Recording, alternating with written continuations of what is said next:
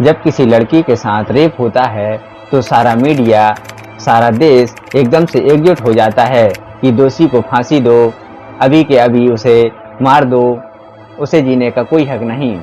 और कायदे से यह चीज़ ऐसे होनी भी चाहिए, पर उन लड़कों का क्या जिनका रेप लड़कियां कर देती हैं और लड़कियों को कोई सज़ा नहीं मिलती है। और ऊपर से इस गंदे समाज का प्रेशर कि लड़के ये बता भी नहीं पाते कि इस लड़की ने मेरा रेप किया है, क्योंकि अगर वह बताएगा तो पहले तो कोई इस बात को मानेगा नहीं, और अगर मानेगा भी तो बोलेगा यार अच्छा हुआ, तेरे तो मजे हो गए, जो हुआ अच्छा ही हुआ।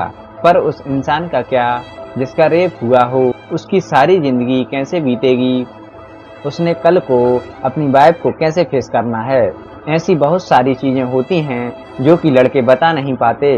पर आज की ये स्टोरी दिल्ली के एक ऐसे लड़के की है जिसे सुनने के बाद आपका भी खून खौल उठेगा कि हम लड़कों के लिए कोई कानून है ही नहीं कि हमारा किसी लड़की के द्वारा रेप होने पर उसको सजा दी जाए। आइए जानते हैं कि क्या हुआ था दिल्ली के उस लड़के के साथ। नमस्कार दोस्तों, मेरा नाम है नीलेश और आप देख रहे हैं द रियल अनटोल्ड स्टोरी। 17 अगस्त 2023 को नॉर्मल से एक घर का लड़का जिसका नाम सौरभ था, जो कि अपनी फैमिली के साथ दिल्ली में रहता था। उसके पिता की डेथ हो चुकी थी और उसके परिवार का खर्च चलाने वाला कोई नहीं था। केवल उसके परिवार में उसकी माँ और एक छोटी बहन थी जो कि स्टडी करती थी।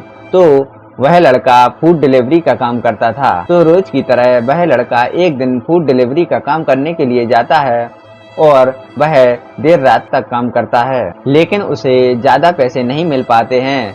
थक हार कर जैसे ही घर लौटने वाला होता है तो रात के करीब 12 बजे उसे पार्सल डिलीवरी करने के लिए एक ईसा नाम की लड़की का कॉल आता है, जो कि केवल एक पिज्जा ऑर्डर करती है, वो भी रात के 12 बजे। लड़का बाइक स्टार्ट करता है और पार्सल लेकर उसके बताए हुए एड्रेस पर पहुंच जाता है। और जैसे ही वह पहुंचा तो डिलीवरी ऐप पर शो हो गया कि वह लड़का पहुंच गया है।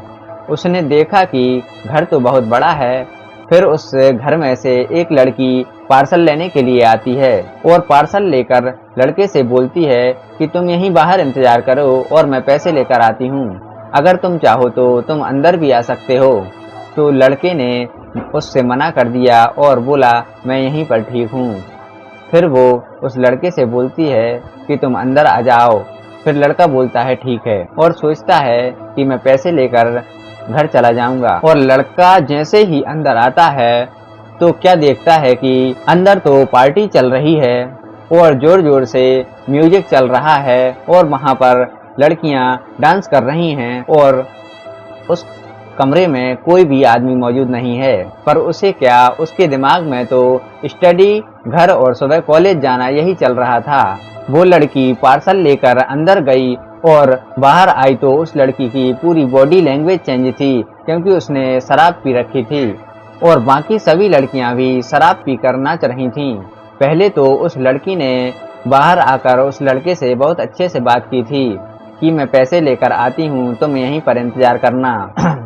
लेकिन जब दूसरी बार आई तो उसके तौर तरीके थोड़े अलग थे।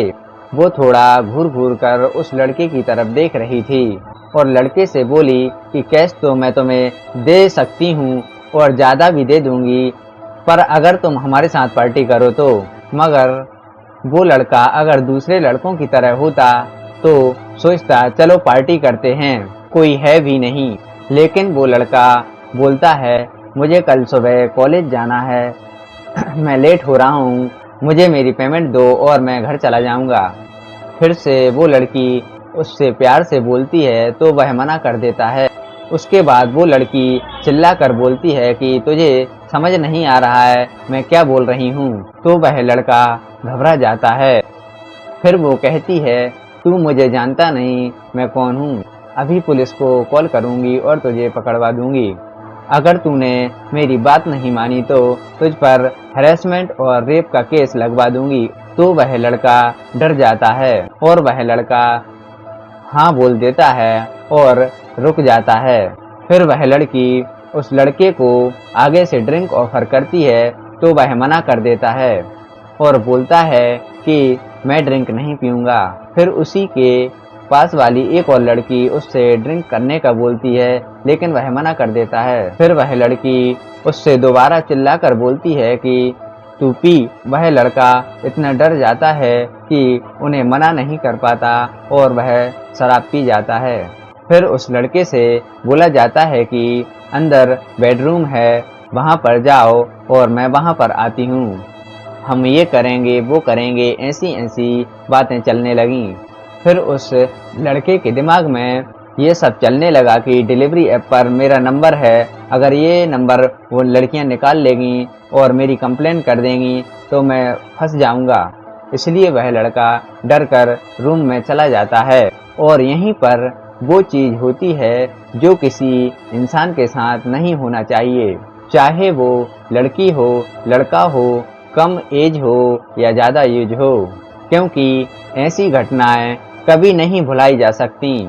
फिर उस लड़के के साथ पहली लड़की निशा उस रूम में जाती है और उस लड़के के साथ रेप करती है। फिर दूसरी, तीसरी और चौथी और पांचवी लड़की उस रूम में पहुंच जाती हैं और उस लड़के के साथ रेप करती हैं। और कई लोगों को ये चीज़ आसान भी लग रही होगी कि क्या हुआ यार, ये तो लड़का है, मर्द है, पर आप मेंटली देखो या फिजिकली देखो तो ये चीज़ बिल्कुल भी सही नहीं है।